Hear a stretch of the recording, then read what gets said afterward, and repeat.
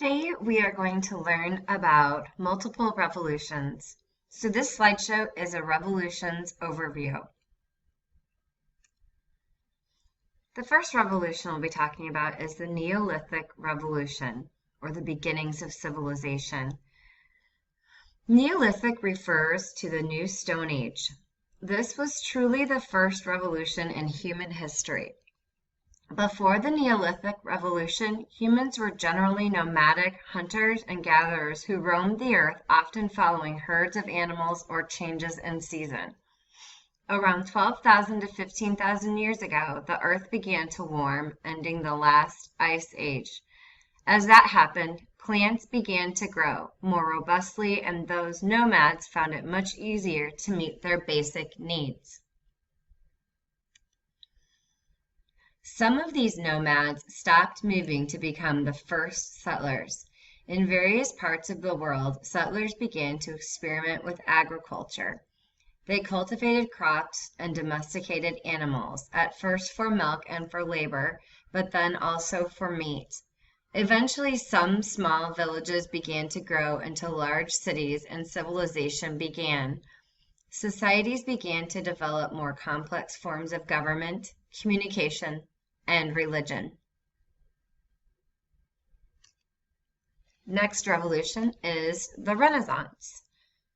The Renaissance was the time when Western Europe began to grow out of the chaos and decline of the Middle Ages and the despair of the Black Death, a plague that killed around 1/3 of the population of Europe. Most associated with Italy, the Renaissance, French for rebirth, is associated with an increase in wealth, education, and arts. Trade started flourishing, which brought increased wealth to many, especially in Italy. Wealthy merchants began to spend more on the arts. Artists like Leonardo da Vinci and Michelangelo created strikingly realistic art, while writers like Machiavelli and Petrarch began to challenge old ways of thinking. The next revolution is the Protestant Reformation. Prior to the 1500s, the Catholic Church was the only recognized religious institution in Western Europe. While there were communities of Jews in many European cities, they did not have anything approaching religious equality. Throughout the Middle Ages, the church was the dominant influence on people's lives. It operated more as a government than as a religious institution. This began to change thanks to many changes brought about during the Renaissance. Finally, a German monk named Martin Luther started a religious and social revolution by challenging the church's selling of indulgences or pardons for sins. Eventually, his followers and millions of other Europeans left the Catholic Church and started their own Protestant root protest churches. Western religion, government, and society were forever changed. Next, the English Revolution or English Civil Wars. England was one of the first European countries to limit the power of their king. While most kings in Europe ruled with absolute power believed to be handed down from God, the English king was limited first by a document called the Magna Carta, Latin for Great Charter, and then by Parliament.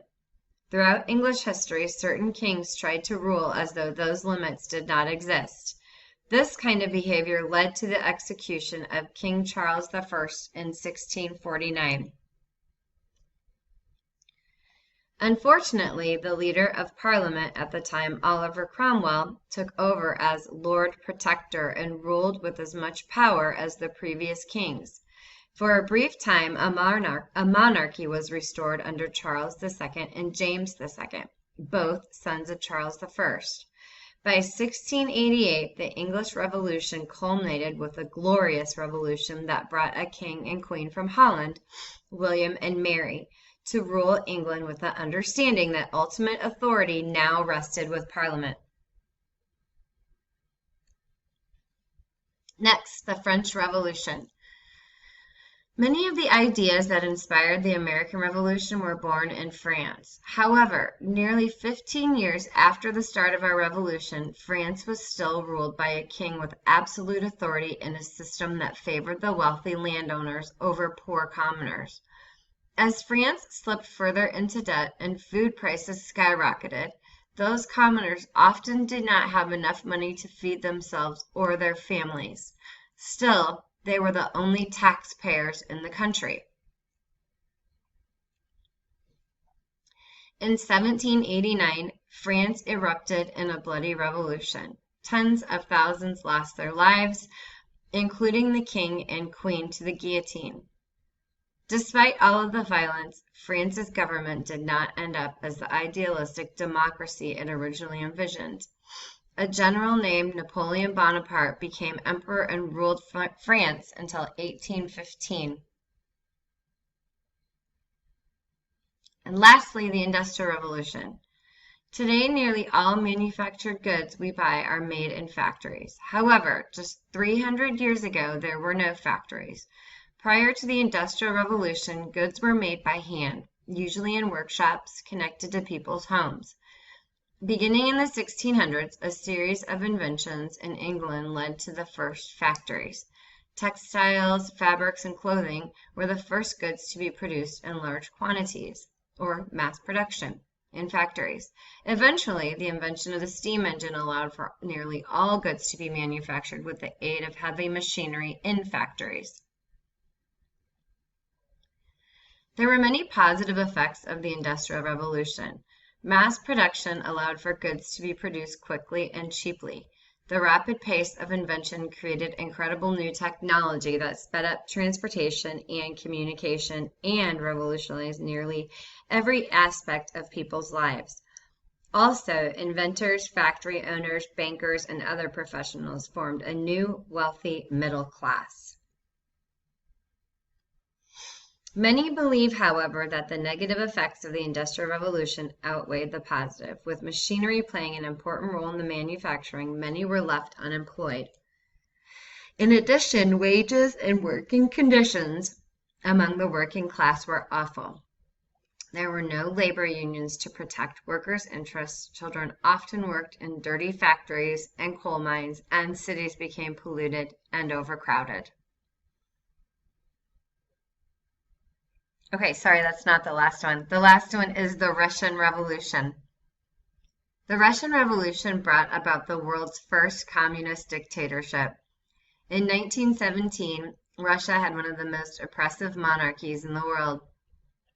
The ruler, called Tsar, had absolute power. Most people in Russia were still poor, peasant farmers called serfs. Since 1900, revolutionaries had been attempting to overthrow the Tsar. Finally, in 1917, they were successful. Many groups struggled to take control of the new government, but in the end, a communist party called the Bolsheviks prevailed.